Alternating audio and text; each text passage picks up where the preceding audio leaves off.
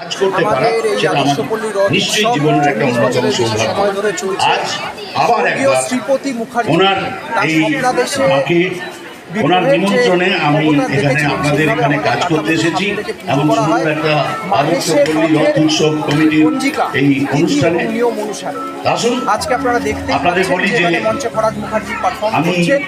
পেশায় অভিনয় করি, 13 দিন ধরে এই অনুষ্ঠান মাঝে চলবে। মধ্যে মাথায় পোকা টোকা উঠলে তখন একটা গান লিখি, সুর করি, সেগুলো এরকম অনুষ্ঠানে হাতে মাইক ধরিয়ে দিলে নিশ্চয়ই গাই। তবে সে যদি আপনাদের সহ্য হয় তবেই কি বার্তা দেবেন? সহ্য না হলেও অসুবিধা নেই, জোরে প্যাঁক দেবেন তাড়াতাড়ি পারি। আমার দেওয়ার কিছু নেই, মানুষই বার্তা আপনাদেরও কষ্ট দেবো না, নিজেও কষ্ট পাবো না। বাংলা এবং সারা ভারত জুড়ে জগন্নাথ মহাপ্রভুর উৎসবের যে ধুম আনপ্যারালাল, দুর্গাপুজোর মতো ধুম তো মানুষ দেখছে। এছাড়া আমার অভিনয় জীবনে বেশ কিছু অভিজ্ঞতা আছে, কাজ করতে করতেই হয়েছে, সেগুলো আপনাদের সঙ্গে ভাগাভাগি করে নেবার ইচ্ছেতেই এসেছি। উৎসাহিত হয়ে এসেই বার্তাটা দিই। একটা কথা বলি যে সায়ন দেখুন, মুখার্জি যেটুকু টাকা পয়সা আর্থিক যা